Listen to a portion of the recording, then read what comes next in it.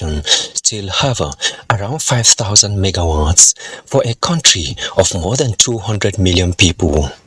From lack of gas to vandalism of power infrastructure, weak transmission networks, and lot rejection by the distribution companies, liquidity crisis among others, challenges of power sector in Nigeria seem unsurmountable, with customers bearing the brunt. More worrisome is the latest development in the sector, where financial institutions are taking over management of distribution companies for failure to meet up loan obligations acquired during the privatization exercise.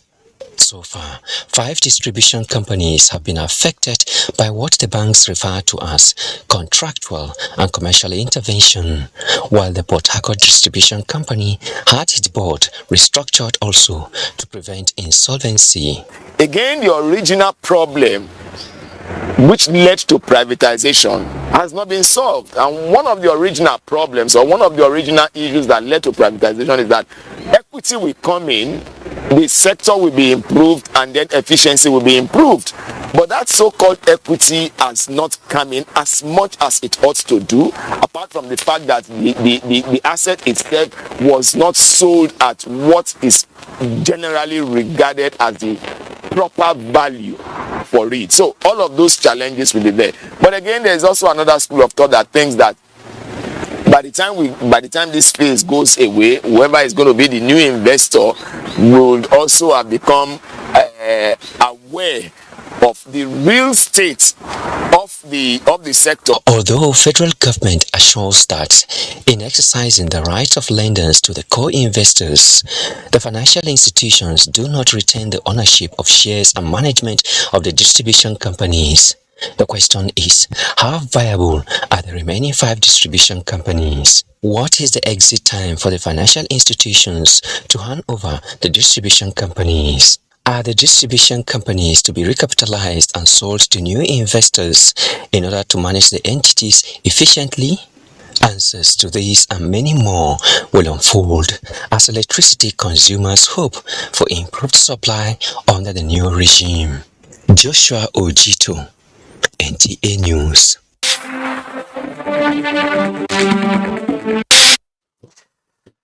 And that report sets the tone for tonight's discussion. Let's start off by introducing our guests.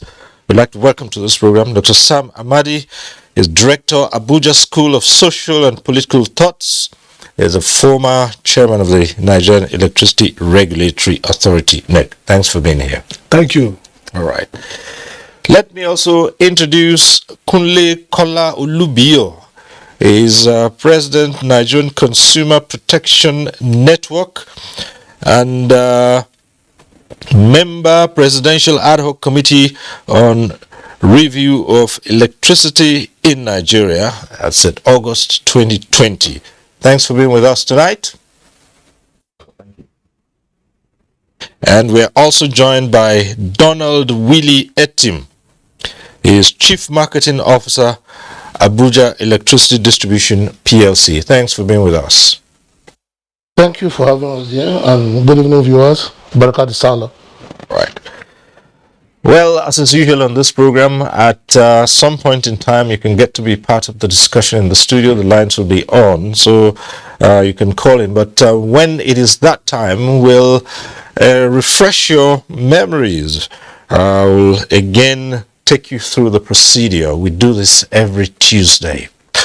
But back to the moment, it's time to take on the issues tonight. It's power sector reforms and restructuring issues. Of course, you know, any discussion about power in Nigeria is one that is bound to resonate with just about everybody else, especially given what's been going on in recent times. But let's start off and let's look at the reforms in the power sector and the current status in terms of delivery and all the other things attached to that. Currently, it's available. Dr. Samamali. I think first, just to rehash or quickly talk about the stage where we are right now. In 2001, 2001, the federal government issued a policy document called the National Electric Power Policy. That document was prepared by the then National Council on Privatization, issued by President Obasanjo's government. And that articulated the general policy framework for the reform. And so it identified some of the diagnosis, which is primarily that the sector was not commercially viable because of both funding, tariffs were not even, nobody was paying, and therefore there was no financing for the sector. The document also, identified lack of investment in expansion of network. So basically by 2000, so some people would say there was a collapse of the sector and that triggered the reform. Now that reform articulated 3 or 4 stages. The first stage was a stage of unbundling of the sector, and that's why we had from NEPA in 2005, Electric Power Sector Reform Act now created the Power Holding Company as a transition to unbundling them into Abuja, Disco, and so on and so forth. So we had 18 companies, 6 generation companies, 11 distribution, and 1 transmission company that federal government owns. So that document says after you have unbundled, the next thing is to corporatize it and commercialize, which is you now have different management boards. It's still in government ownership, but they run it like different companies. Instead of having one NEPA, which is one company, you now have 18 different companies providing generation, distribution, and transmission. So that happened up until 2013. So the next stage after you have corporatized and commercialized will now be privatized, which we did in 2013 November, precisely I think November 30, when federal government handed over these assets to successful bidders. Again, the document says when you have done that, then you move into what we call the traditional electricity market, where they begin to learn how to trade independently, and ultimately we get to where we call privatized electricity market, where it's just run like any other market. Now, where we are right now is in between privatization and getting to the fully privatized electricity market that is based on contract, where you have multiple suppliers, multiple buyers. So you don't have to have only probably Abuja Disco supply your power. Abuja Disco can provide a network. You have different companies supplying power. So we are still far from there. But the crisis right now is that it's like we didn't do well the corporatization, because when I became chairman of NEC, up until 2012, I think, build up to sale of the asset, there was no audited account of this so-called NEPA. As big as it was, since 1974, we merged the Nigerian Dam Commission with ECN to form what became NEPA in 1974. Till 2012, when I did the first auditing, NEC did it, there was no audited account. So you now have an entity that was not fully corporatized, didn't have commerciality. Up to now, they don't know credibly their customer numbers. You cannot call it Disco. And then Abuja is here tonight, so probably, and they tell you with proven data, this is a reliable number. In fact, until we left and up to now, the dispute was around the regulator has a different number, the Disco has a different number. So we sold these assets without fully corporatizing and commercializing it, because we were also convinced, many Nigerians believe that government has no business in business, which is an ideology. Because we are seeing, for example, countries like Egypt, where government still owns the sector, or South Africa, by the way, and they are far more efficient than us. So we saw them in that state that the owners even said they didn't have knowledge about this, what they met. So today, we were where we are, where the sector is basically bankrupt, and federal government is shoring it up both financially, and the service quality is very poor. And the fear now for the federal government and policymakers is if we need to do something drastic to rescue the sector. All right, thank you so much for giving us this background. And as you know, many Nigerians will just look at the whole scenario and say this is confusing, to say the least. But then let's go over to Kunle Kola Ulubiyo. who is the president of the Nigerian Consumer Protection Network and member of the Presidential Ad Hoc Committee on Review of Electricity in Nigeria. So, what is your take on the state of affairs? And thank you for having me tonight. Dr. Sam Amadi was chairman of NEC and was part of the reform, particularly the privatization of the power sector. To us as end user, like the president, I want to borrow the language of the president, where is the power? Corporatization, corporate governance, and what have you. The recent review of electricity tariff said it's going to be service-based tariff or service-reflective tariff. And like you have said, what we seem to be getting is that the more we increase the tariff, the lesser the service we get. And so the power sector trajectory is in a bad shape. The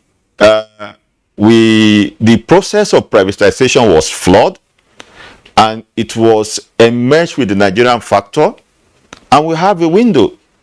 At the inception of privatization, it was 30% equity and 70% credit financing debt from the banking sector. Most of the firms that were pre-qualified technically and financially, because in every process like this, you have the technical due diligence, you have the financial due diligence. Most of them were registered the very week of privatization. And what we are saying is that they never had any pedigree anywhere in the world of being in power business.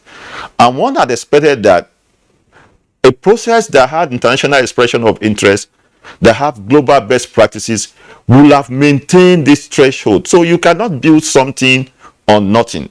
And as we speak today now, most of the generation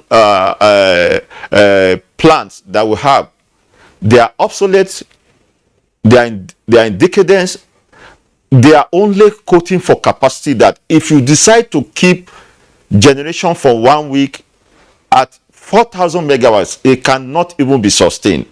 So, and the license we gave to the distribution licensee entails that we don't expect that it's going to be a perfect situation.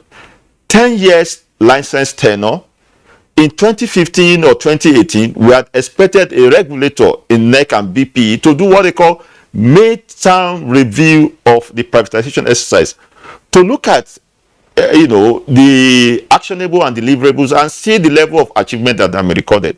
But as you know, in the Nigerian factor, a lot of things below the table, a lot of things have gone wrong, and we believe that the so-called investors have focused more of their time in enhancing regulatory capture, lobbying the regulators, whether BP or NEC, because BPE in 2018 or 2019 mid-term review, the essence of it is that we adopted the India model. We were not expecting that we were going to have a perfect situation, but mid-term review was supposed to let us appraise the mileage or project milestone and do a project analysis of the KPIs. That was not done.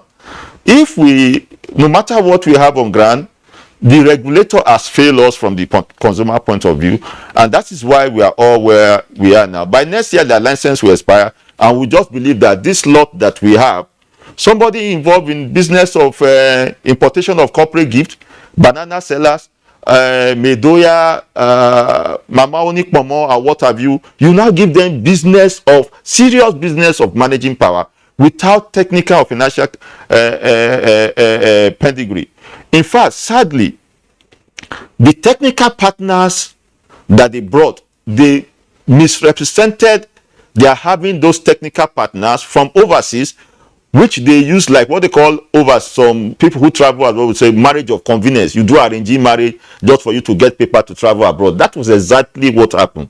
So it was a fraudulent contract, and in public interest, it is in our interest for federal government to review this process. Those we have now may not take us to the promised land. There are serious business serious-minded business entity in Nigeria that of global brand, the Bohas, the Dangote, and so many of them that can inject their funds. Even the UBA can register, and some of the banks and go to NEC and obtain license for. They have an energy department, obtain license for this because they have the funds. So that when they bring in the funds and the mix of this technical expertise, the power sector is really viable. Abuja electricity, for example, make an average of 10 to 15 billion naira a month. And if a sector is making that much, and the issue of fiscal discipline, recklessness, a lot of leakages because of, regulatory jump polo, regulatory absenteeism. The regulator was not just there. So, and if you have like what we have in the telecom sector, what we have in the health sector, you have NAFDAC, you have the CBN, you have NCC, that we can beat our chest at Nigerians and be proud that they are doing well. In the power sector, we've not gotten this right. We are proud of Amadi, we are proud of Tony Aka, we are proud of Rasom Owa, but what we have now of late is not really giving us results. So we need to do a retool of the whole process if we must get there. You cannot build something on nothing, and that is why we are getting the result that we are getting now, and it's quite sad. Not a very fine picture you've painted. But then there is Donald Willie Etim, who's with us, and is the Chief Marketing Officer of the Abuja Electricity Distribution PLC. So let's hear you. Okay, so good evening once again, and thank you for having us here.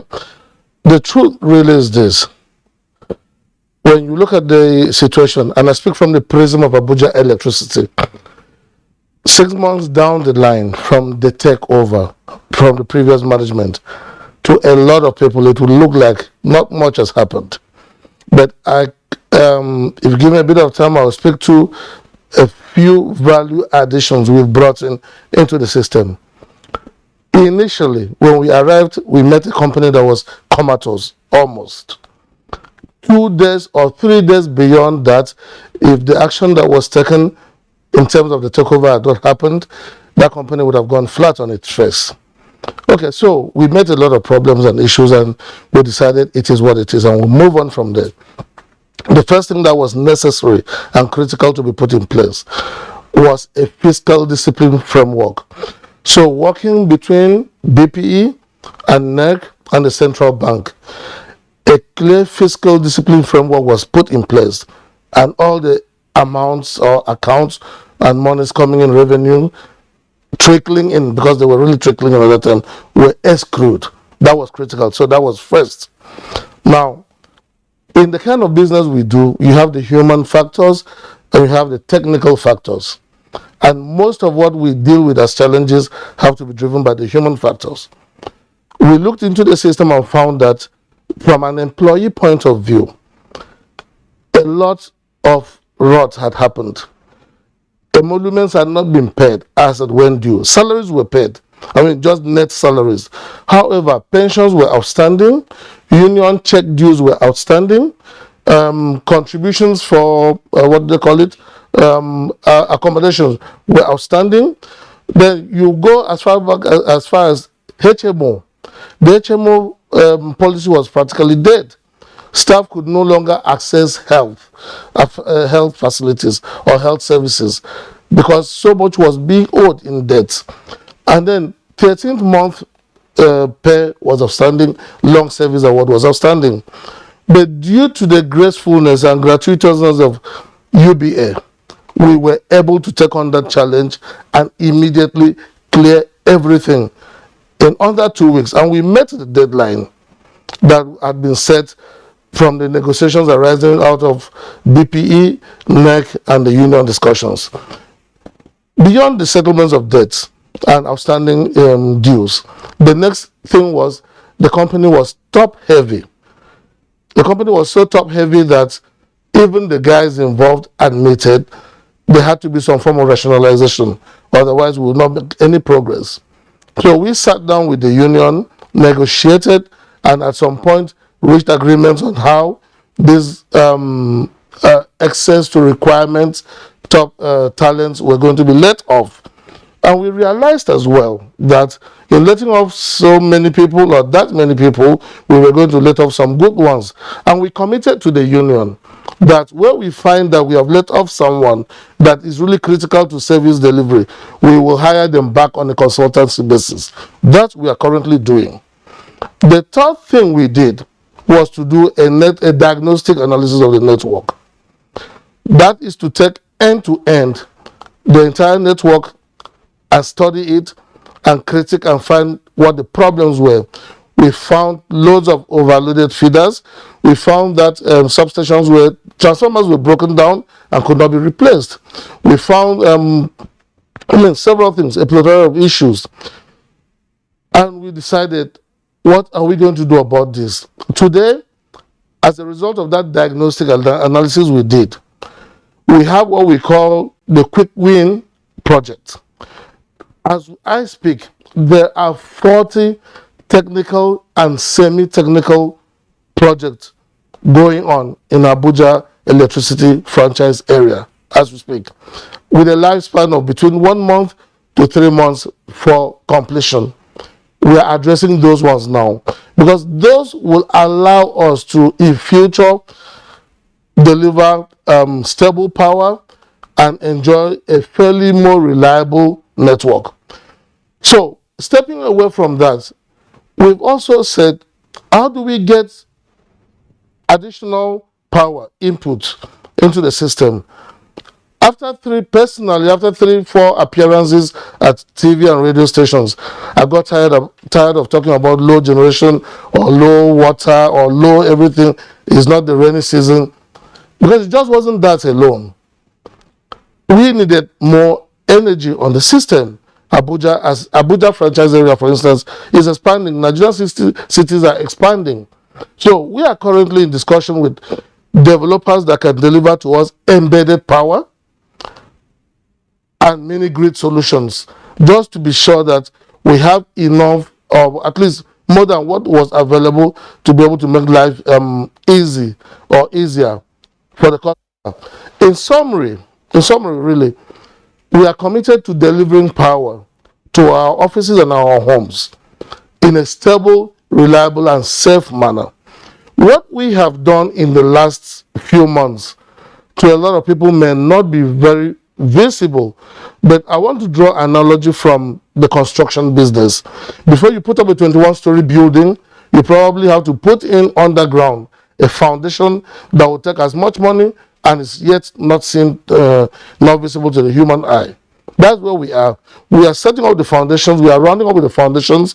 As at 1st of July this year, which was like 2 weeks ago, I can guarantee customers that incremental changes are going to be noticed on the network. All right. Thank you so much. You talk about quick wins, and perhaps in the course of this program, we'll examine what those quick wins are.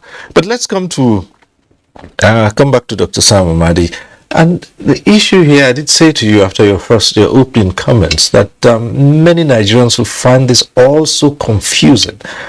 And it's simply because people just want power.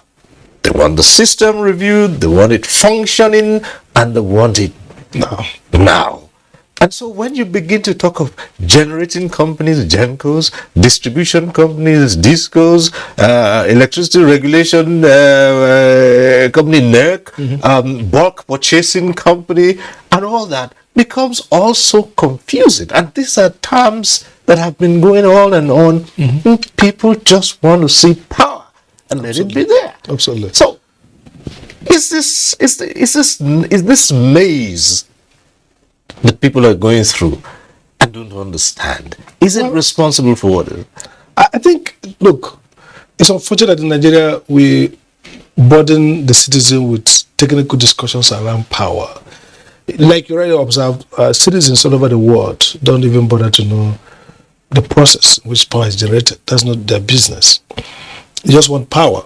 And when they're going to have occasional blackout, very occasional, they want to hear government announce, well, sorry, there will be some load shedding between X, Y, Z hours. So they know, maybe because of calamity, hurricane, all kinds of things. Okay, so you're right. In proper setting, citizens don't even need to know what is called disco or genco. They just want to know that they have a supply of power. They pay their bills. If there's a problem, they get a letter that says, "We apologize for X, Y, Z." But where we are right now in our development, where the failures of the past has caught up with us. So, this power sector didn't start in 2000. Basically, Nigeria had its first grid power in 1896 at Ijora, okay, about 25 megawatts. And down the line, the history, they keep, first, we're not building capacity as we ought to. So there are many things in the past we should recognize but not dwell on. Many countries in the world, I mean, Egypt, I give example, added about 20,000 megawatts in about 3 years, additional, not just the additional. So the issue is about 3 to 4, 5 years. So the issue is we're not building capacity. So it came to a point where this sector collapsed. That's the first point. The last major power plant built in this country before this and the previous administration was Ibn in Lagos by Shehu Shagari, and I think probably commissioned in 1980, thereabout, okay? Before 84, before they were certain parking. Since then, up until NIPP started with President Obasanjo, and we started commissioning these power plants. Now, we commissioned 10 power plants, supposed to take 10 years, 5 years, okay? To give us approximately 10,000 megawatts. Today, government is trying to privatize those plants. Some of them have not even been commissioned. So you can see project failure along the line before even this government came to power. So the reason why we're discussing these issues and wasting people's brain power to remember all the terms is because we didn't build capacity when we ought to do that. So what this reform tried to do, and which is the problem now, many countries in the world that privatize, whether it's Chile, India, whether it's the UK, where we borrowed the main model, privatize when they've attained a certain level of capacity. So they are privatizing to get government out of the business, so the government can save its money and invest in other things, and the private sector will now take over and probably run it more efficiently. In the UK, that happened. They had capacity, but they were not efficient. So people were not paying, public sector were not managing it well. The argument was, okay, give to the private sector, regulate them, and then they get investment. But here in Nigeria, by the time we started to privatize, we don't even have regular 3,000 megawatts in the grid, regular. The whole of our capacity is less than available or possible to be available, not even ready to be dispatched, maybe 7 to 9.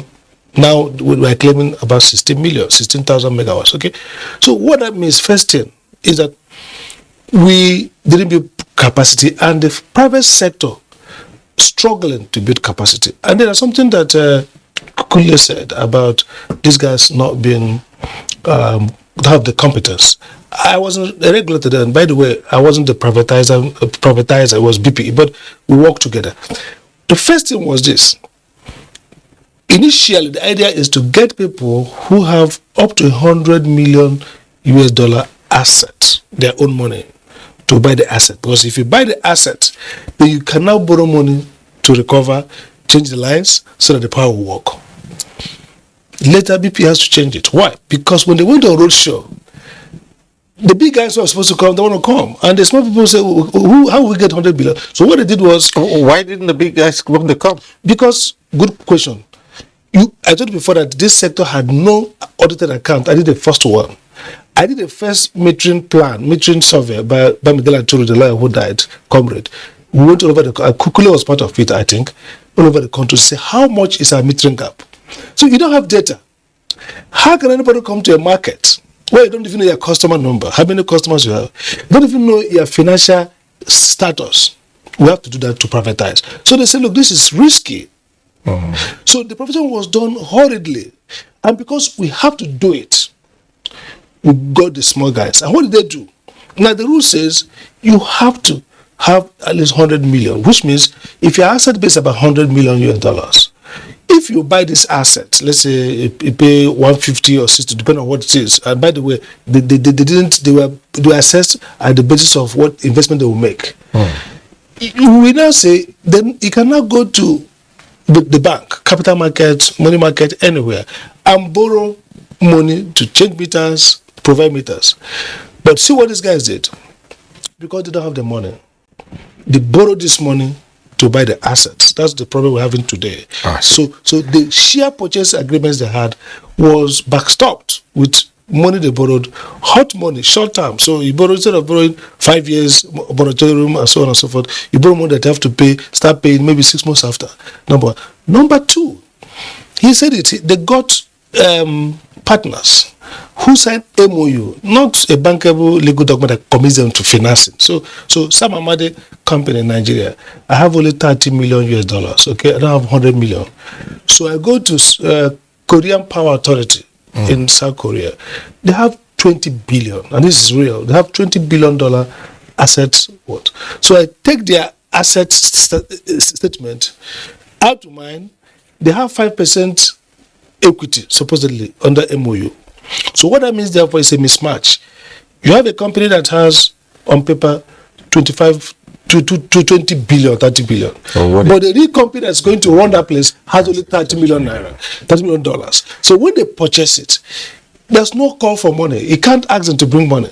So when we saw this, we did a fit and proper regulation, and we did this, and we wrote to the vice president then, November, December, said, none of these companies have the financial capacity to run this asset. One or two, maybe. ICO and the KJ were slightly better, and that's what they're doing well. So the VP was alarmed and called a meeting, and we discovered that in a bid to sell, BPE has to reduce and remove those requirements. So they passed the test, but the test was set so low. So bottom line, Silver, is, look, we got a sector that collapsed. We needed to privatize and put band aid quickly. We couldn't corporatize, as NEP said, the National Electric Power Policy says, first corporatize it, commercialize it. Let this company begin to become a profitable going company in government hand. Then schedule privatization. Now, interestingly, Egypt is planning to privatize. They're going to privatize with capacity. They have the power. They're going to privatize with companies that are already, capable of being entities. They're going to privatize with a regulator that has, over the years, learned the curve. So the problem we have now is we sold too quickly, we sold in bad shape, and the guys we sold to are not magicians. They are weak. Many of them have no access to funding, and many of them have no capacity. So they're going to be struggling. But then government is now trying to find a way to help them or ease them out and bring institutional investors who can probably reinforce their capacity to finance and change management. So state management is difficult. For example, you talked about audit. When we were there 6 months after the sale, we did a snap audit, and that snap audit showed that some of these discos were spending more for their directors, hiring houses in Asokoro. I remember very well, we find Abuja disco, Ebaro disco, in that 6 months, about 75 million each, as we penalized them. But we left 2 years after the privatization. I'm not sure whether they are being penalized. So we knew that the tendency for a private sector market that's not properly regulated is that the owners would be maximizing their own benefit. It's global. We talk about stock options for companies in America.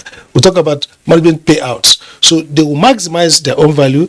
They will prioritize paying their loan to retain control of their share company, of their companies that they used to pledge, since they didn't pledge the assets of the disco, but they pledged their company. So in order to save their skin, they're more concerned to be paying off this hot money and not reinvesting in the network. And that's why regulation is very critical. Okay, we have a report which we'll take now. This one is coming from Lagos by Adeni Taiwo. Despite being a major enabler of socio-economic activities, regular power supply has remained elusive in most parts of the country. If they bring it, they will take it back within a second safe. When you hear crazy bill, that's what they do for us. And when you don't pay, you see them coming to cut your lights. I will rate it. It's like 2/10, and it's very poor. According to stakeholders in the sector, a set of reforms embarked upon by the federal government to restructure the sector and make it mostly private sector-led has not done enough to change the energy narrative across the three legs of the value chain. For instance, the 13,400 megawatts of installed power generation capacity has only been able to yield an average of 4,000 megawatts to service an estimated 200 million population, while inadequate and obsolete infrastructure at the distribution end sometimes affect energy supply uptake. At the center of this challenge is what they called adoption of wrong pricing model in a deregulated environment. First of all, electricity is a product. A product comes at a cost. You have to know the landing cost of a product before you determine the price. So at the end of the day, if it is 12,000 megawatts from generation, then the transmission grid must be able to wheel the power from the point of generation to the point of distribution. And the distributors too must be able to distribute that electricity. In a sector where confidence in the system is in deficit, energy theft is another major challenge. That is why you have the illiquidity in the electricity industry presently, because the discos are not collecting enough money to pay the other people in the value chain, the transmission company, the generation companies, and even the gas companies. New investors are not coming in because we ordinarily want to invest where you know that there will be return on investment. We are not engaged of having regional grids such that electricity does not have to travel for thousands of miles before you get to the end user. The right mix, respondents say, is to have proper deregulation of the sector under the watchful eyes of National Electricity Regulatory Commission and allow the right pricing to drive needed investment in infrastructure across the value chain. In Lagos, Adeni Taiwo.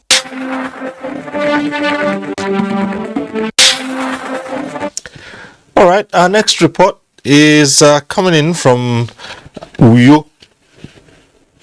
Research has proven that electricity is a major driver in any robust economy, accounting for the optimal performance of every sector.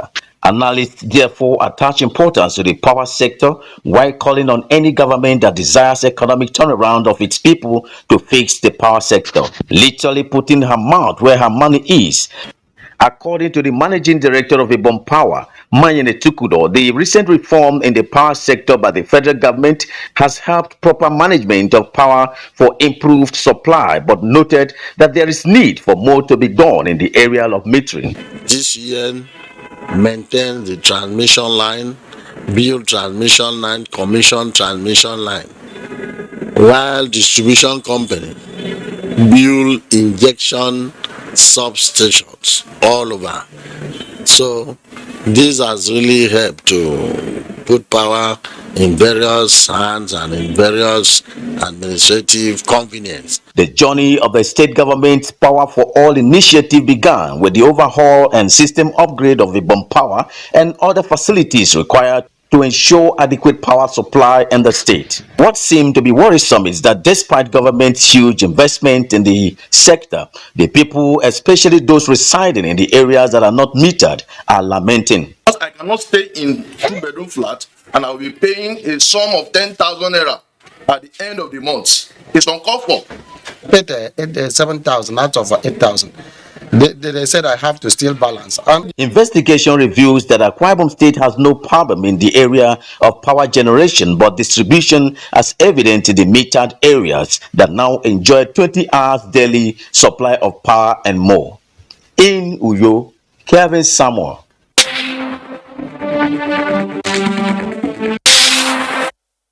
All right, those reports from Lagos and Uyo, and it's back to the studio here. And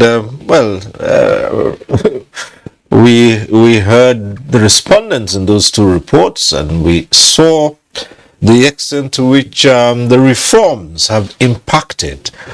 But again, if we ask Kunle Kola Olubiyo, the president of the Nigerian Consumer Protection Network, would you say those reforms have impacted on the general public, who in this case are the ones who are the customers, to that extent that people would look back and say, yes, this privatization, that stage of it is justifiable? From the consumer point of view, to us, we are yet to get the benefit of the privatization, particularly for the fact that talk about metering. There have always been, as we speak to you now, there have always been end users or consumers' willingness to pay. The meters are not there. So many consumers that want to have meters, because, for example, now in 2020 June, the regulator came up with the idea of capping of pricing, that is tariff. I was a member of the Presidential Ad Hoc Committee on Review of Electricity Tariff in Nigeria, and as at that time, the tariff benchmark was about 24 naira per kilowatt hour, and the cost of the OPEC obligation entails that for every production of crude oil and gas that is going out of Nigeria, 50% must be for export and 50% for domestic. The domestic that's supposed to go in firing up the gas to power generation, domestic gas, and to the end users is being exported wholly. And now we are being asked to pay arbitrary rate for gas, and we argue that the cost of gas, which is a major feedstock of the cost of production, the input of production, is padded. There are a lot of bureaucracy and inefficiencies that have been built into the cost of gas, and we want federal government to review that, because gas is supposed to be priced in naira. It is either we review our JVA or JVC with the international oil companies, so that if gas is priced in naira, we can get value. And even at 24 naira, it was not a bad market. Now we have segmentation of by NEC, band A, band B to E. For band A, which is the cosmopolitan areas, it was contractual through the service-based, service reflective tariff, that they will give us a minimum of 20 hours with XY amount of tariff. But as we speak to you, since the month of January this year, the power generation in the country have been abysmally low, and there have not been compensation to consumers in spite of high tariff from 24 naira to 68 naira per kilowatt hour for band A. And if you look at the network configuration, the feeders, in those days where the rural electrification invested so much money, they just keep expanding the network. So there are some rural areas that you could declare them annuity, where the energy that could be utilized or dispatched to that area, the cost of return on investment may be 40%, which is places that are not viable. Even when you give the band A 20 hours, you cannot take off supply from that area. So it's a disservice to us. But if we are metered, if NEC is not having what we call the regulatory somersault, they say there is capping in the UK. Osgem has put in place price capping, and it's working. Even to the end users in UK, the British government is giving them some incentive as energy voucher. Now we don't get that even during the COVID.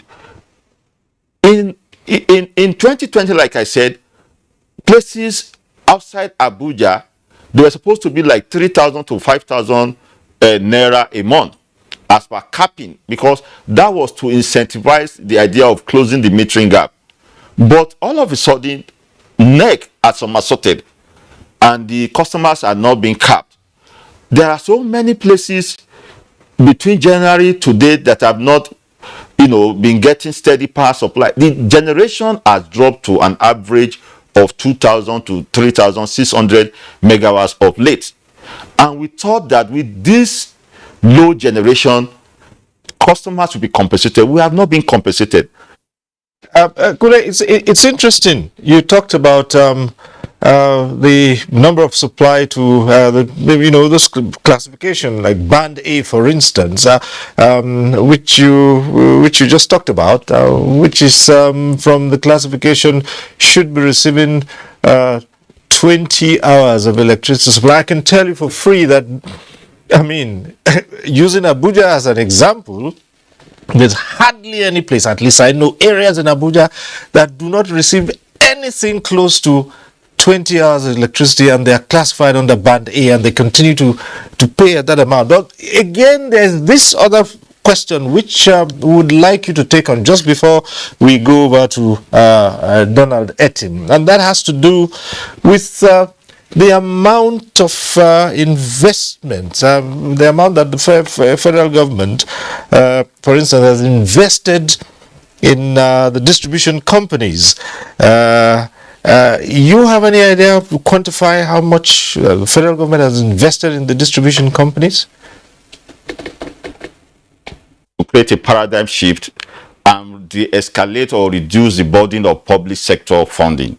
But post-privatization, the discourse have been technically insolvent and financially insolvent. So it's the federal government that has brought in over 700 and something billion naira for gas guarantee assurance fund to pay for the gas value of to generation company.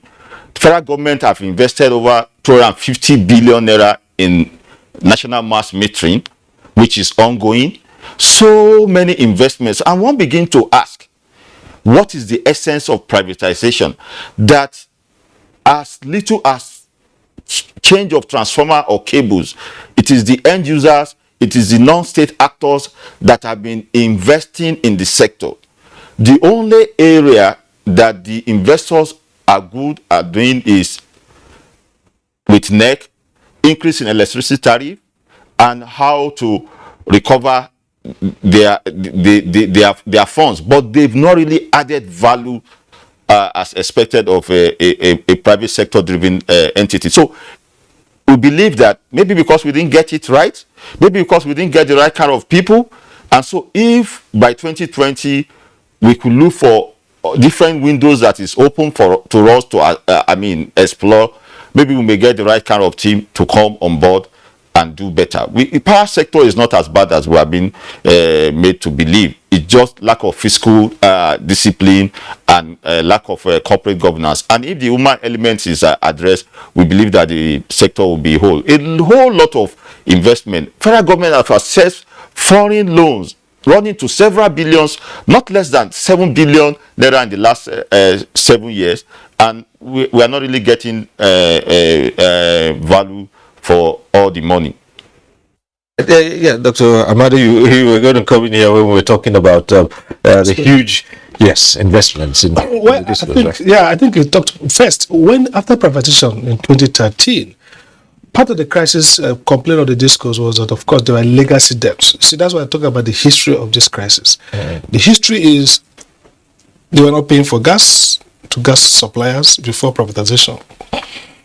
MDAs, government departments, ministries, and agencies were not paying for their consumption. In fact, just part of what NEC did last 2 months in July with the new 1st July, the new tariff also that triggered, was to put in back some kind of support for those debts. So those debts are being paid now under this government.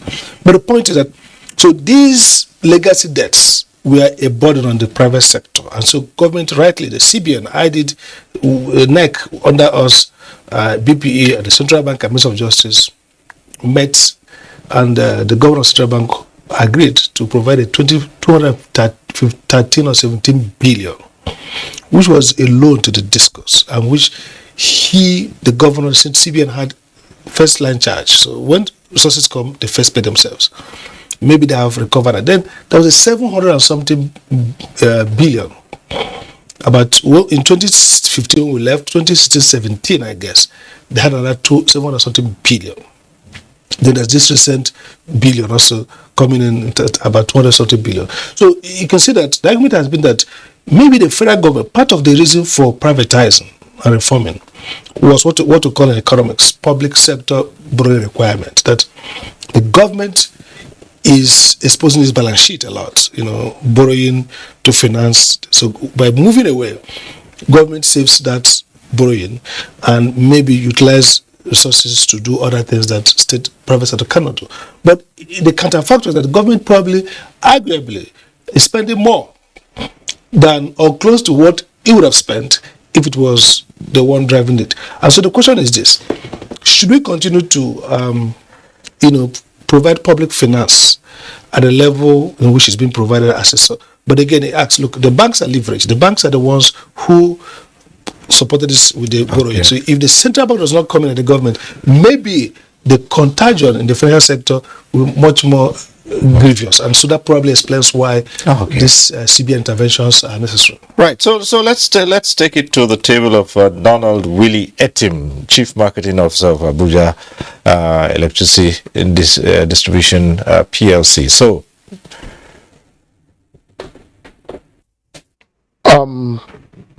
I think I want to address this issue from the customer's view and taking into account what Dr. Sam has said and what Kunle has said, and Kunle pointed directly to the issue of, if we were to paraphrase, paying for darkness.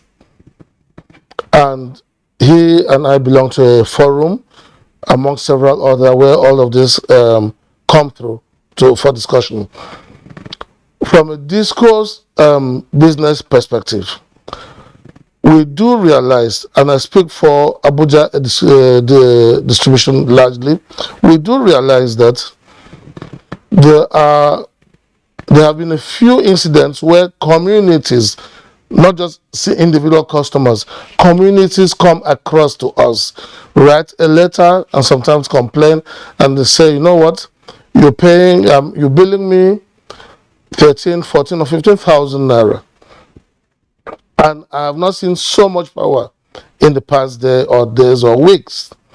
And in this sector, you hardly would talk about billing without talking about metering.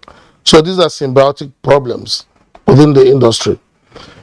What we have done as a matter of a policy is that when communities or even single customers come to us and say, I have not had any supply for so many months or so many weeks or so many days, whatever the time, why am I having to pay so much? And 3 days ago or 3 months ago, 3 weeks ago, I had so much or so little power and I'm paying about the same amount. We sit with those communities, we have meetings with them, we go to them, we get customers involved, we get the traditional rulers involved, we get stakeholders in the communities involved. We sit with them and try to explain to them why the billing may have been so. And it goes back to the issue of capping.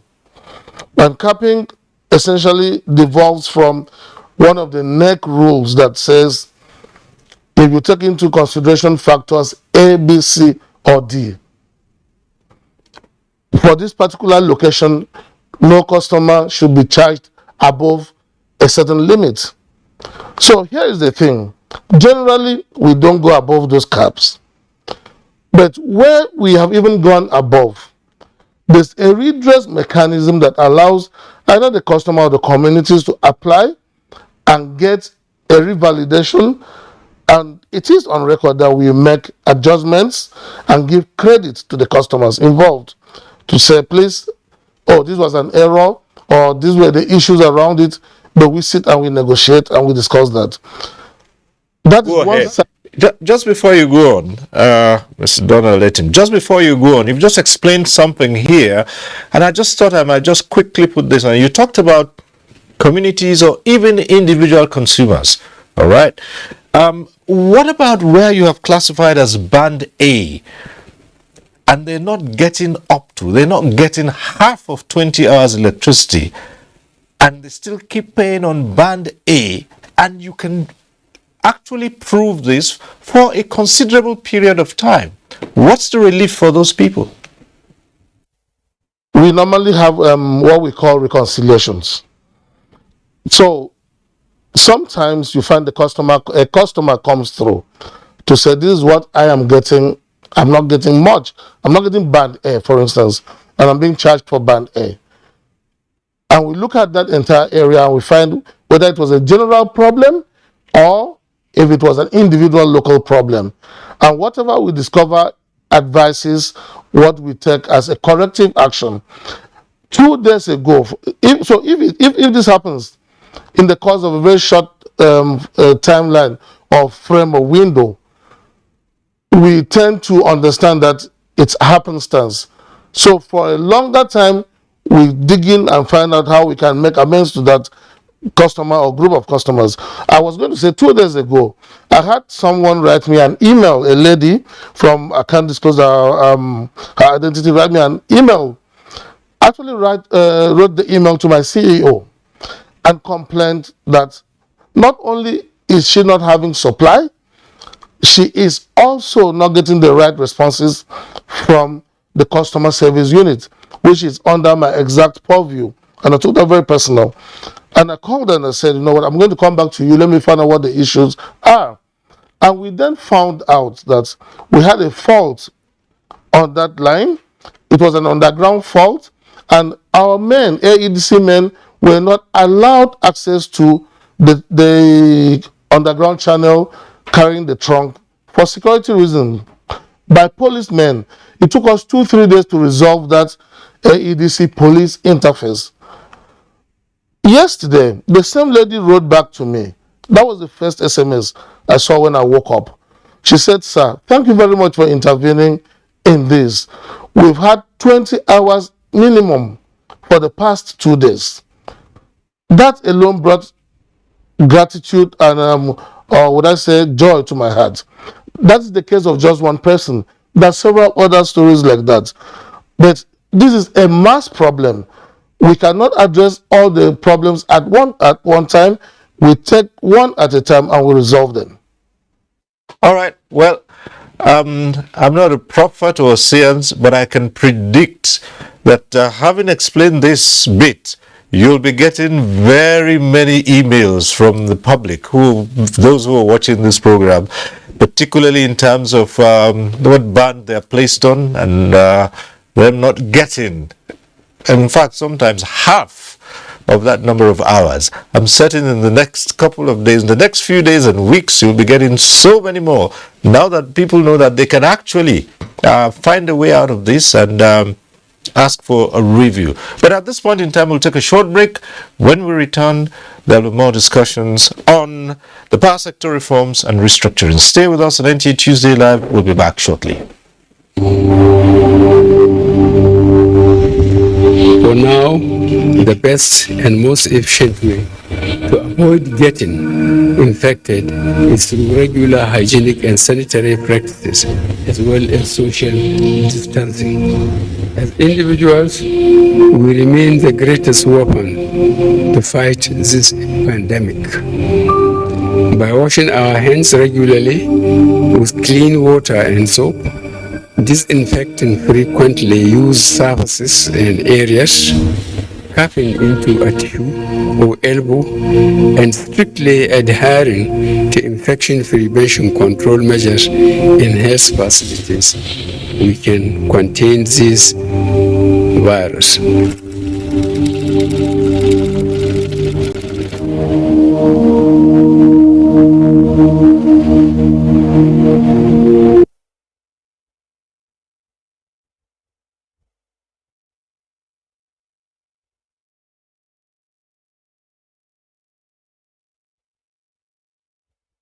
All right, thanks for staying with us. This is still NTA Tuesday Live. It's power sector reforms and restructuring. That's what we're looking at tonight. This is a segment where you can now get to be part of the discussion in the studio. The numbers to call will be on your screen. We advise you to take advantage. Call in and air your views on how you think the reforms and the restructuring are impacting on the power sector, and especially for all the consumers like you and me, and how we're getting value for what the government has done in terms of privatization and investment. We say this every Tuesday during the segment, that if you're calling in and your call gets through to the studio, do us a favor, turn down the volume of your TV set to avoid the hurlback or the echo. And we also encourage you to go straight to the point and to not waste time on greetings. Just a simple hello would do. Others would want to get on the platform too and air their views. So the lines are open and the numbers are on your screen. So let's hello. Yeah, okay, so because we'll keep coming in, but let's stay with Donald Williatim a moment longer and put this question to say, what is it? Because we keep hearing the blame has been apportioned here and there, buck passing, and some people have said, look, this is more like the chicken and the egg story. From one point of view, people would say, look, the discos are not giving us this power. The discos said, no, the gencos are not bringing enough for us to distribute. And then there's the question of the regulator. There's also the question of the transmission company and also the question of bulk purchasing, all this maze. What is the reason? Now, you have a caller on the line. Delight from Port Harcourt is calling in. Delight from Port Harcourt. Go ahead. Hello, good evening, sir. Good evening. Yeah, I'm Delight calling from Port Harcourt. Hmm. Yeah, I'm just going. I'm watching the program. Though honestly, I like it for a couple of days. They've been trying, giving us consistent light, but the estimated bill is the problem. Hmm. Yeah, my mom is a trader. She sells in the market, and we have estimated bill of over 120,000. All right. Okay. So. Yeah. Yes. Go ahead. So, yes, for now we've been having consistent light, but I really want them to talk about the estimated bill and how to reduce it, especially for the poor masses. Oh yeah, Delight. Okay, but anyway, the question of estimated bills will definitely fall under the metering initiative, and once there are meters, there shouldn't be estimated bills. Matter of fact, we recall that there was once a directive that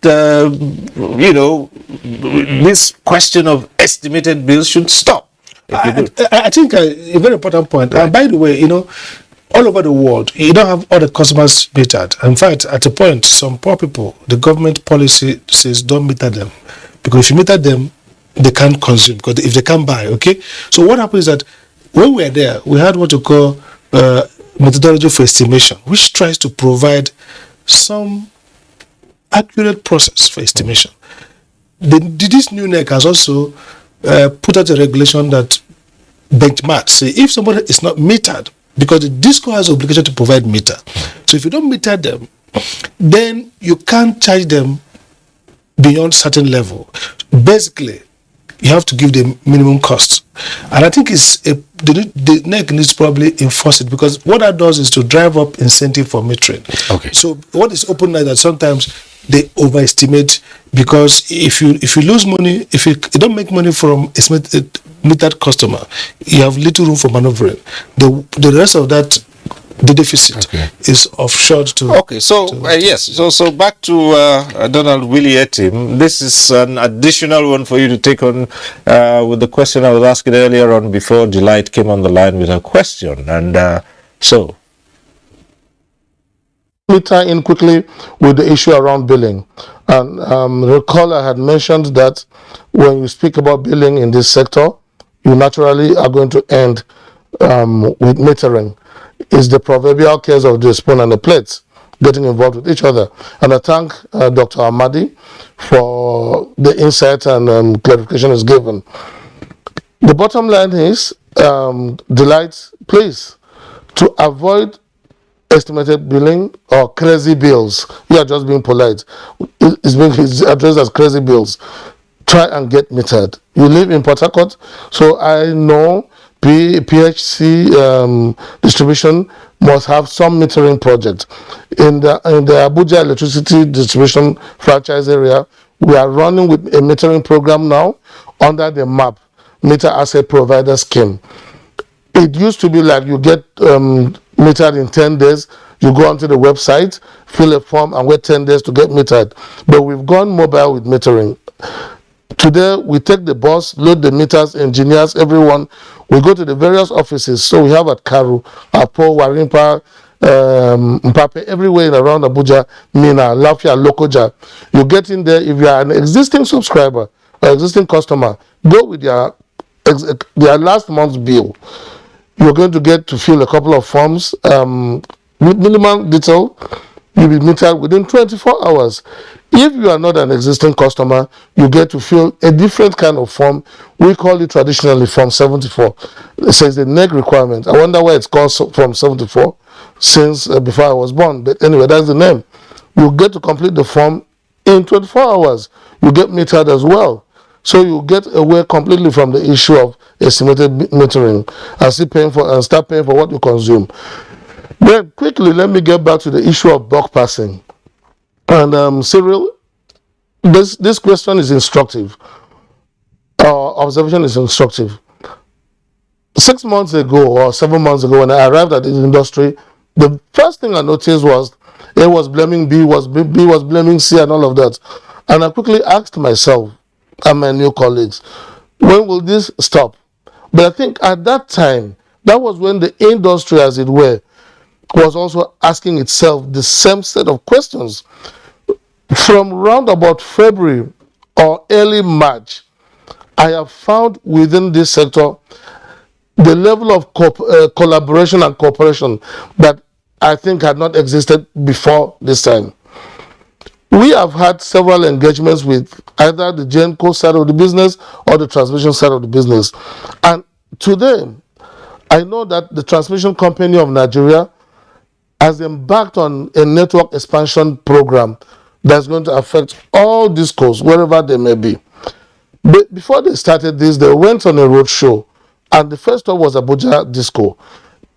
They wrote to us, we set up a meeting room, they spent 2 days with us, telling us what they want to do, and then going to the field with our teams to see or identify which points of the network those points are going to be fixed, and telling us how long it will take, right down to the lines they will be working on, the days and weeks they will be working on those lines, just in case we also have maintenance work to do across that. That is collaboration I think never existed, or may have existed on paper but has not been played out that way. So when 2 or 3 weeks ago I was on a similar program on NTA talking about power sector issues, the first thing I said was, I am not here to talk about who is to blame or who was to blame for something that happened in 1762 on the road to Umonede. No, we are stuck. We have problems. We must fix them. So jointly, as of today, bulk passing is a thing of the past. You may find occasional references being made, but we work in collaboration with the GenCo components of the ecosystem and the TCN components of the ecosystem. As a matter of fact, every day our engineers speak to the TCN dispatchers, and they get into a discussion. They agree, they disagree, because of load shedding. But this is because we want ultimately for the average customer to get a fair level of supply within the course of the day. Okay, thank you. We have James calling in from Warri. James, if you're there, thank you so much for staying on this while. Okay, James, are you still there? Yeah. Thank you for staying on. Please go ahead. Go ahead. Yeah, well, you have tried so much. We appreciate Nigeria, appreciate you. Furthermore, Mr. Silva, that man in my area for more than 7 months, we have no light. We bought transformer by ourselves, and the transformer just built 3 days ago. They now give us light for 2 hours. Today, NEPA came to my compound. I collect this. For more than 7 months, no light. Today now, NEPA come and collect light. That even the previous months that there have not been light, that we could come and pay the bills. So the thing is very that man that is carrying that through. Some people say the truth and they just feel like just lying. There's no Nigerians. That's why Nigerians cannot go for that. you see the truth and you differ from the truth. Just apologize. I'm not expecting to just apologize to Nigerians and be saying, but I'm watching. Sometimes we should be. There is nothing you have to preach here. There's no light. There's no light. And we are bringing estimated billion, naira, thousands. I shall be telling Nigeria and telling now that you are trying, you are. So please, we should Nigerians should be very at least we should fear God. Yeah. Okay. Well, thank you, James. But just to mention that the gentleman we have in the studio, Donald Willietim, is of the Abuja Electricity Distribution Company. Well, in Warri, certainly it would be another distribution company that would be in charge of Warri, and so he may not be able to speak for that company. His contribution will, to a large extent, be limited to Abuja Disco. So that's it. But others who are in the industry may be able to comment on these practices, because we have heard reports from different parts of the country that sometimes consumers have to contribute to buy transformers, and all kinds of things happen across board. Maybe right. You can add. You see, there are too many. Even when I was there, there are too many violations. And that's why we set up zonal offices when we're there, because you can't regulate what's happening in Warri, each household from Abuja.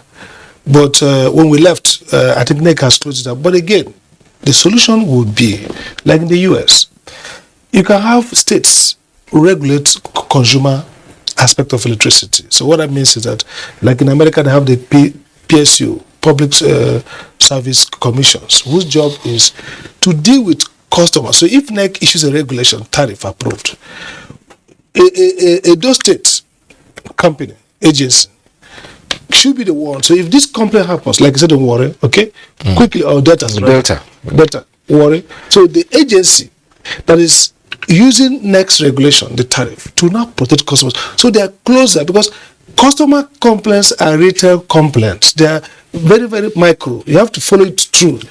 Even if NEC intervenes, and I've seen people call me and complain, even I'm off, I call NEC people, they're responsive. They answer me quickly, to talk to people, but nobody will follow up. The disco will say, I'll do it, they will do it. So I would think that these complaints are very common, and they are correct.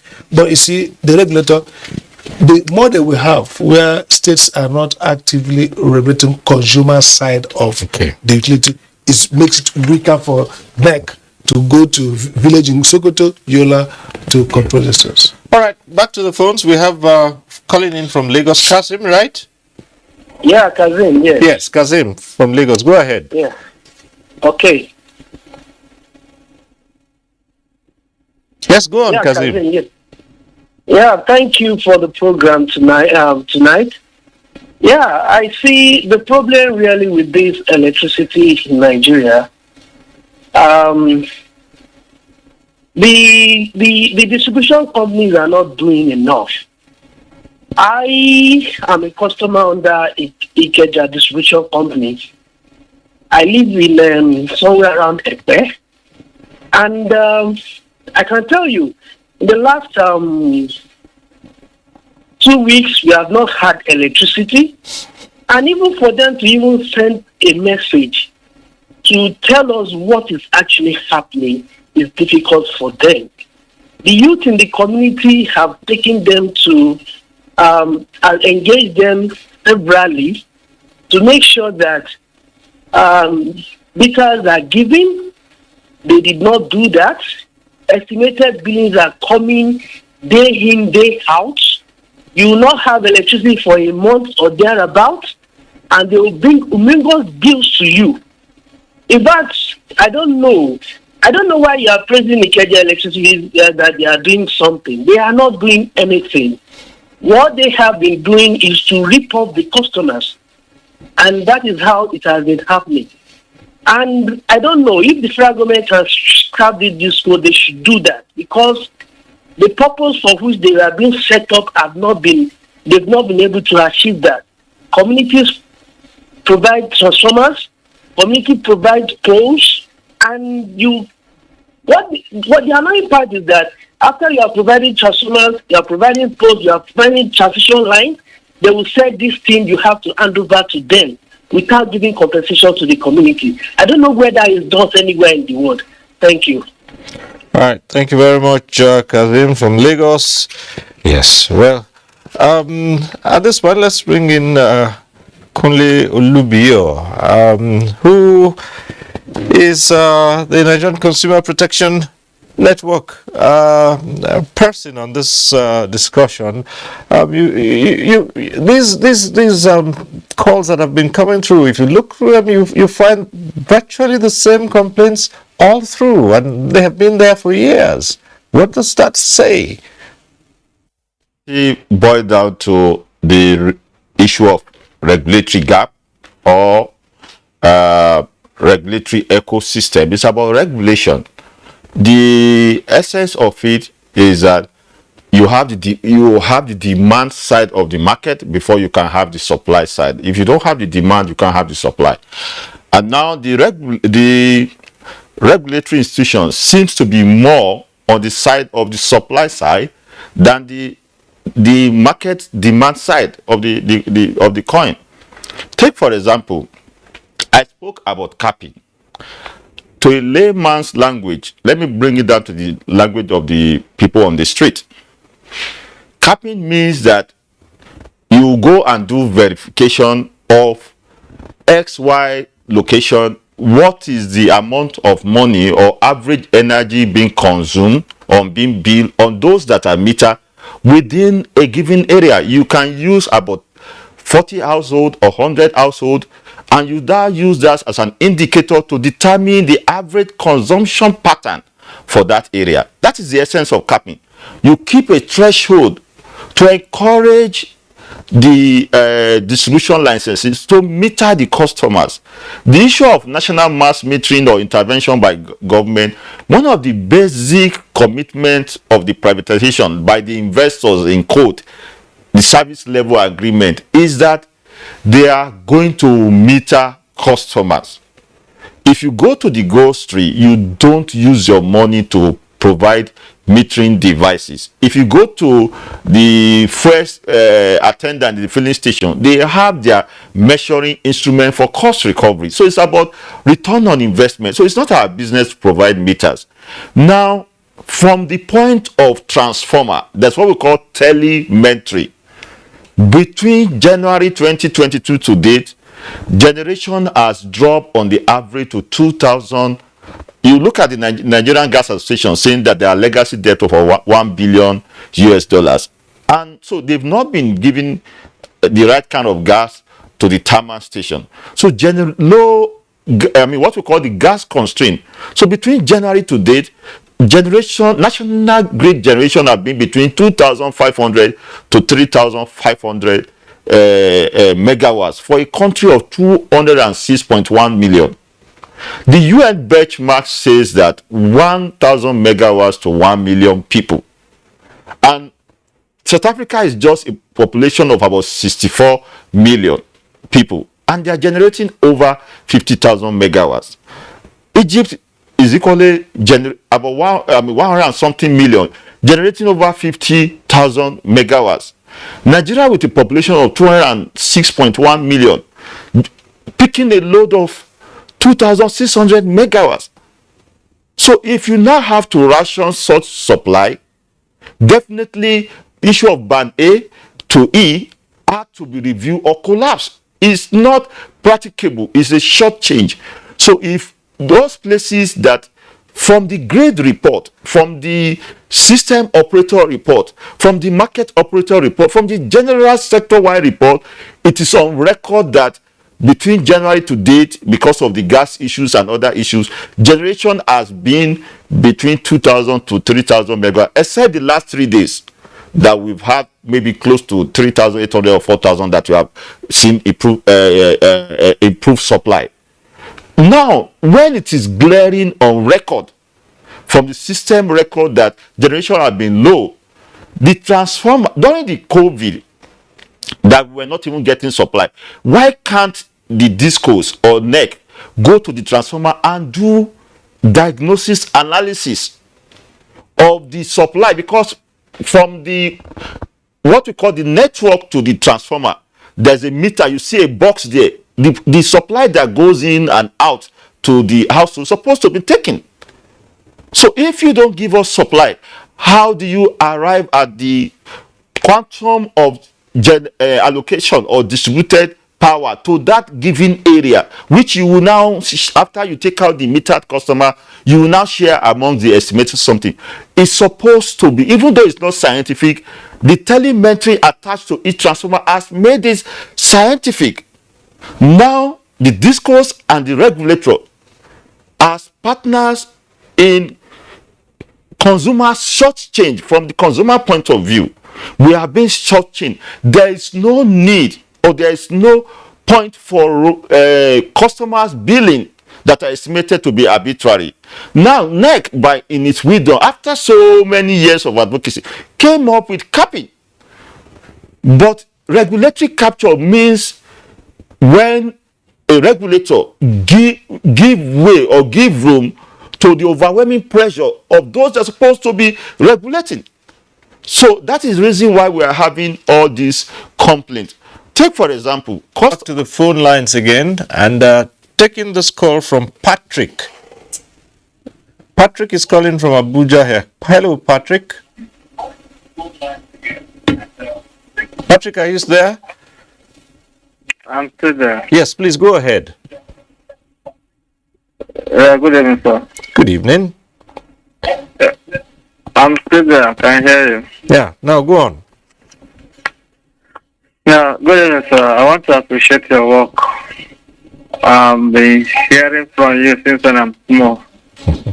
Now, I want to comment concerning this power holding. So, this power holding of a thing, is there any way they can change the name from power holding to a different name? Because like as if the power holding is the major problem we have in this country, because they are really holding the power to themselves. Well, Patrick, if you listen, the era of power holding is gone. You have Gencos and Discos now, so power holding doesn't exist.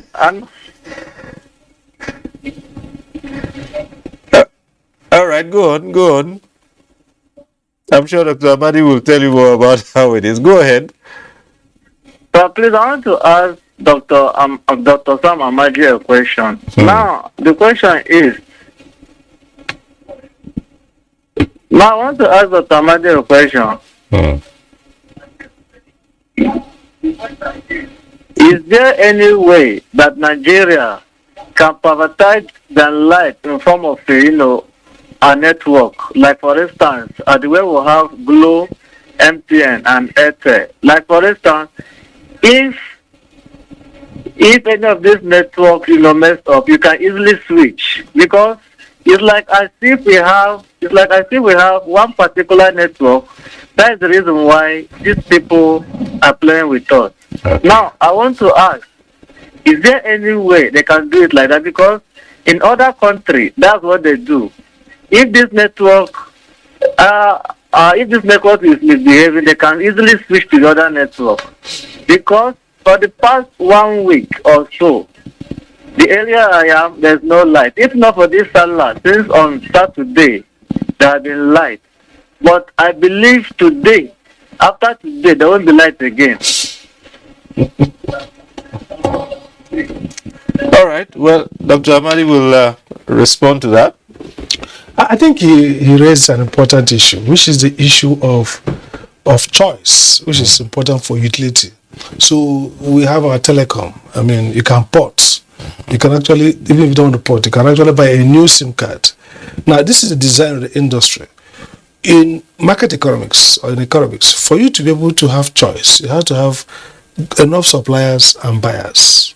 So if one person is selling this cup, producing this cup, you have no choice, technically speaking, even though nationally you have choice, because there's nowhere to get it. So because our sector is, Kule said, 206 or so million people estimated sharing 3,000 megawatts or 3,500 stable average.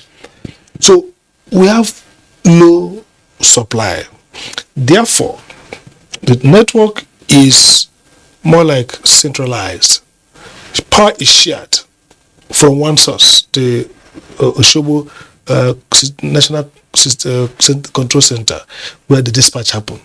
Now the market, I talked about the National Electric Power Policy. It says that when this deregulation has worked, liberalization, I will have many IPPs, independent power producers. The NEC now has to unbundle again the DISCO. So there'll be two levels of unbundling. The unbundling of DISCO, GENCO, transmission company. Then later, you will now break the DISCO, then separate what we call wire business. Just like, I'll give you an example. If you go to Europe, you see train. There's only one train line. That train line is managed by a train company. But different people put their train on that, or express route. Federal government, it can't build to Lagos about Express or Abuja Kaduna Express. Okay, one express route, maybe toll gates, but then you have Isichukwu transport, Tuko transport.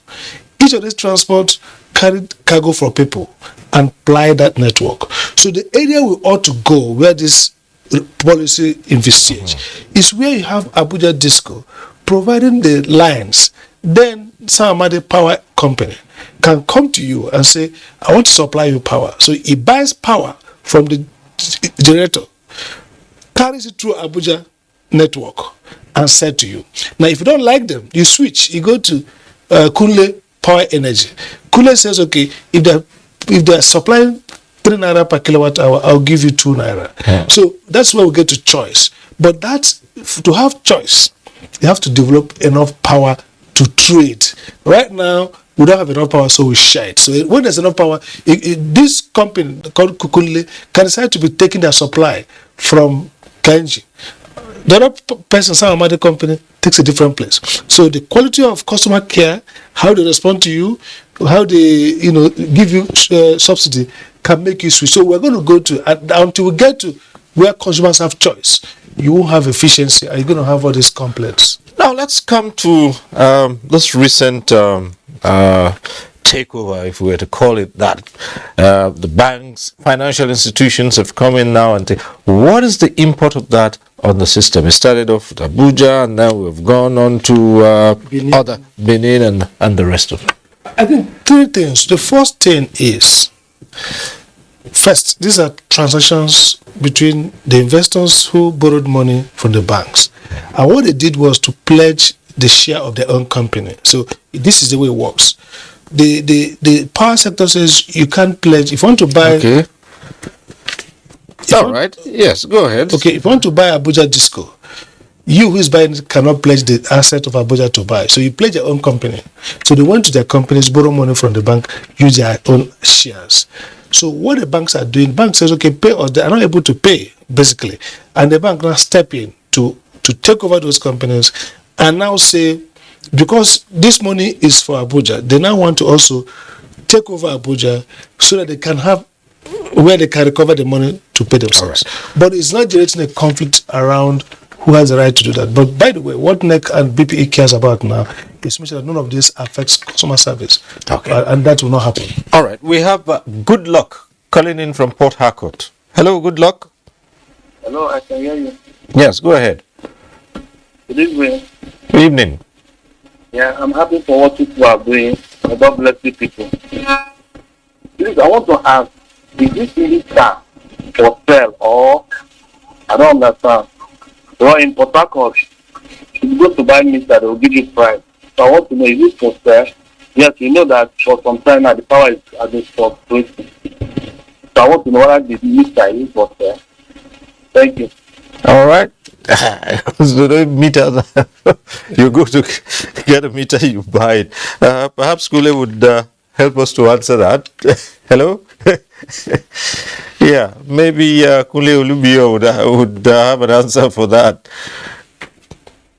This is the question dealing with meters, the metering initiative. Yes.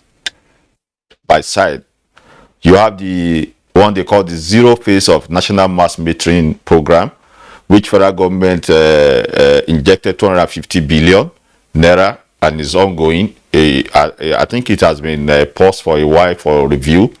It's expected to commence in August. That is the phase 1. But what we have at the moment is called the reform map meter asset provider.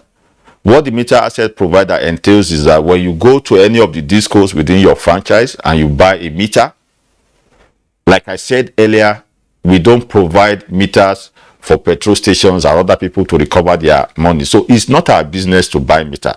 But if by peradventure you buy meter, the regulation entails that the refund through electricity token or credit, you know, the type of credit you load on your meter over a 36-month period. We are forced to, times without number for that. And so when you buy meter at any amount of money, single phase or 3-phase, you'll be refunded with electricity token over a 36-month period. We still expect that they will still give us some jara like interest because we are investing. If they go to the bank, they know how much they will pay for spreading our money for 36 months. Would you know, is it happening anywhere? Kule, yes, interesting point you've made, but is that happening anywhere? Would you know?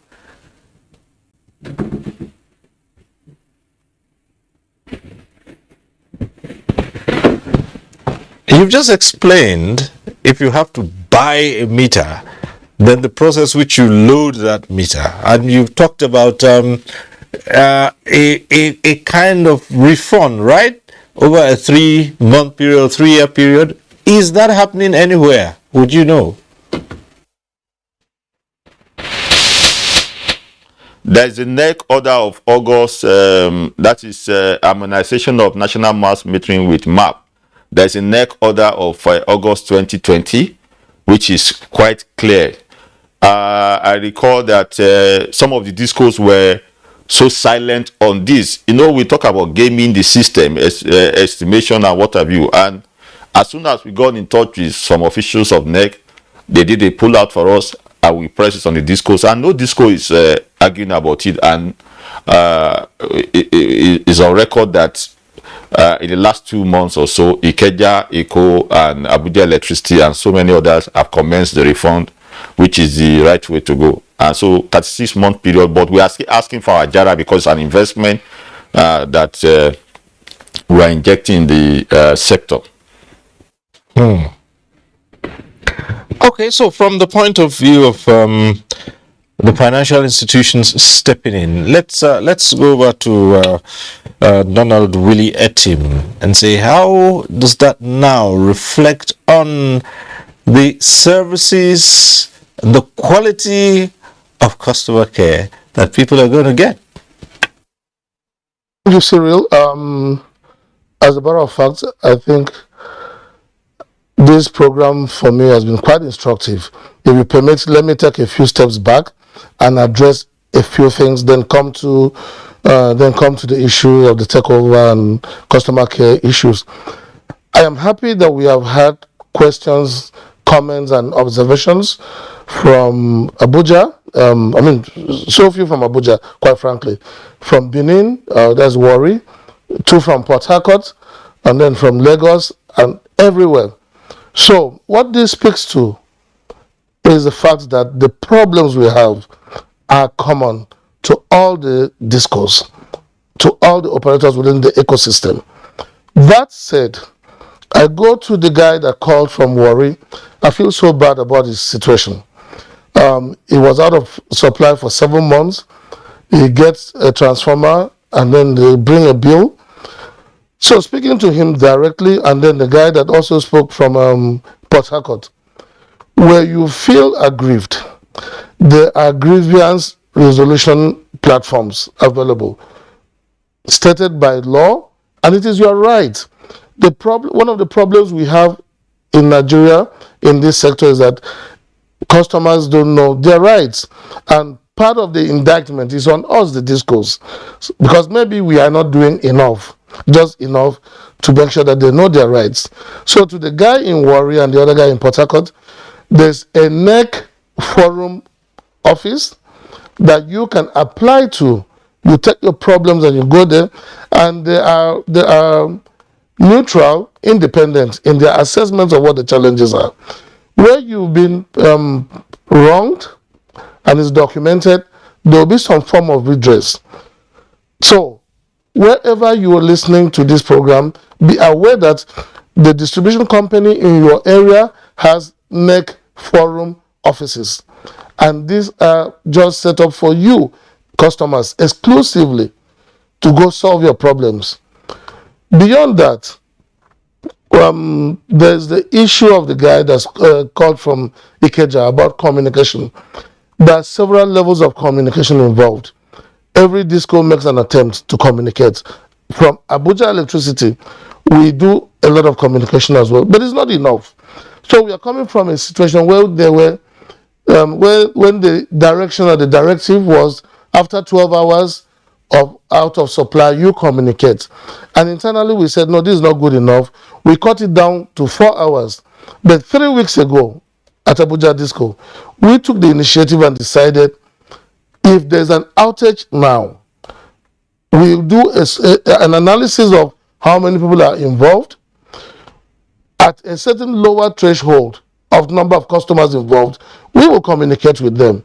We send them SMSs, we put out notices on social media, we do everything. We give them phone calls just to say we are aware you're out of supply. Even when we don't know the problem, we say we are looking for the problem, we will solve it. Okay, well, we'll just ask you to pause a while. We have one call coming through, which might very well be the last tonight, and this one is from Ada, calling in from Jos, one of the regulars on this program. Hello, Ada, go ahead. Hello. Hello, go on. Good morning, Cyril. Go ahead. Why is it's Ada calling from Jos Plateau State? Yes. Why is it taking too long to meter everybody? If everybody is metered, it will put an end to estimated billing, which is causing a lot of agitation. An average Nigerian is ready to pay for electricity used and not for darkness. No matter the increase in tariff, any rational thinker knows that it will still be it will be cheaper than using a generator. If you ask me, power should be decentralized. We should move away from national grid and allow each state generate, transmit and distribute its own electricity. This will make the governors to think outside the box to search for other sources of energy. It is very embarrassing for us to continue to have incessant grid collapse. Another issue is some government agencies and so on owe the discos huge sums of money because they do not pay immediately for power consumed. This must stop. Power is key to the growth of any economy. If there is steady power, it will create an enabling environment which will attract investors to set up industries and what have you, and which will allow the economy to be private sector driven, and this will take jobs for the teeming unemployed youth. This will also help to reduce the crime rate. We are not interested in all those technical terms such as band, load shedding, a megawatt. What we want is mega light. God bless you. Let's not give up on this country. Thank you very much, Ada. Well, you heard what they want is mega light and not the megawatts, which brings us to as we begin to wind down this program, brings us to the question she raised about the national grid.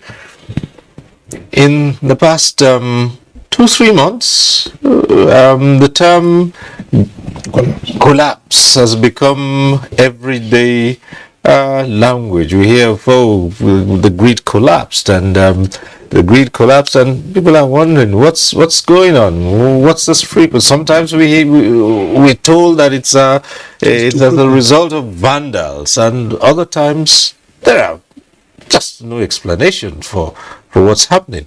It's gone so embarrassing that you have places in this country. I'll give you a typical example. Niger State is known as the power state, but there is almost no power in Niger State with 3 hydroelectric dams. How do you explain that?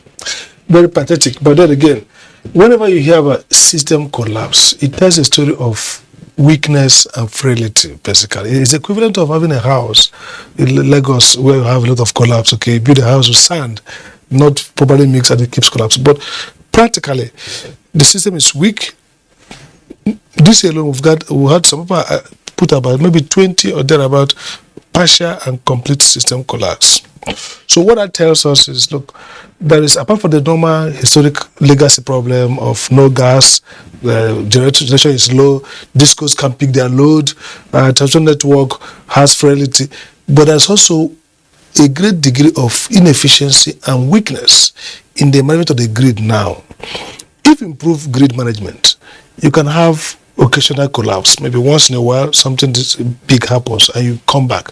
But if it's incessant, as we're having now, it means that there's an entrenched inefficiency in the distribution and transmission, value chain of that sector. So what can we do in the short term? I've always argued that this is a time for the government to bring back what we used to have in those days called Pressure Task Force on Power. Now, the task force on power will not change the structural problem, but it will help each, like Enugu Disco now, Abuja Disco. Everybody who has a task, they can bear down on you. That's sometimes these operators are lax, or the regulator is lax, or the policy person is lax because everybody gives up, people take it easy. But if you have a task force that's dedicated and focused, they will make people optimize. So let me put it this way: it's just like when you have an old car that you need to replace and expand. The engine is 1.8, okay? If you put a fuel on time and do regular maintenance of that car, and know when to clean it up, when to rest it, you can actually use it optimally for the next 2-3 years before you expand and get a better car. So what we're having now, we have a small car, we want to expand, but even that small car is not being taken care of well. So we need to upgrade the discipline of the operators, the discos, the generators, and the transmission. And to do that, I think you need to improve regulation, improve policy, and I think a task force that is people who are competent, who are not beholden to the customer, like Kunle said, and who have authority to name and shame, and force people to do the basics while we take a more holistic and comprehensive review of the sector. Well, Kunle, it's up to you now. I was a member of the National Technical Investigative Panel on Power System Collapses, System Stability and Reliability. And Dr. Sam Amadi was a member of that committee to represent NAC. From the point of system, what we have now are mainly system maintenance engineers. The days of power system engineers in the sector, their place is very, very important, and we seem to be losing sight of that. As simple as a leaf, if it touches the grid, it will burn and the line will go off. That is transient fault. The system is weak, obsolete of infrastructure, non-investment, obsolete infrastructure, where you're supposed to have different layers of system protected devices. If you don't have them, of course, if you have a vehicle, you don't do your regular maintenance or what have you, the result is known to everybody. So a whole lot of even mechanized vegetation control, we are not doing so much on the system investment, where you're supposed to have a system protection that's supposed to come as an interface. If you don't have them, if you don't have what we call the reactors and what have you, so it's a whole lot of issues. Another thing is installation of substandard equipment on the network. Take, for example, the Ayede transmission transformer that became an issue. The one that was installed in 1970s is still there, and the recent one that was brought in from Asia, China, and so many transformers that we have lost on the transmission network. If you have a 75 MVA transformer, and you now label it 150 MVA, for example, if you load a load of 150 MVA on it, of course you will have issue. So equipment labeling falsification, TCN more than ever before needs to subject all its installation facilities, equipment to the regulatory institution, the NEMSA. TCN cannot continue to claim that they have in-house expertise. The essence of establishment of NEMSA is known to all. And so once we continue to address a lot of issues, when you even have power swing, the monolithic nature of the grid, this grid is just a single grid. When there's an issue in a particular part of the country, it will push the load to the system and everybody will start shutting down their network. So that brings us to the issue of sub-regional management of the grid. At different regions, we can break down the transmission network to sub-regional management for efficiency. Nowhere in the world do you have a single radar grid and you expect that you will not, and you don't invest and you expect that you don't have system collapses. All right, thank you so much. So this might continue for some time if it's not really addressed. So, well, let's come to Donald Willier team. And yes, the question of the grid. And for you, there are two direct questions, we would say. And many consumers in Abuja are wondering, is it that Abuja Disco cannot take the amount of electricity that consumers in Abuja would require, or is it that it's less than Abuja Disco can purchase? Which is the problem here? Okay, thank you very much for that question. The problem here is that we are allocated daily less than what the Abuja Disco franchise area requires.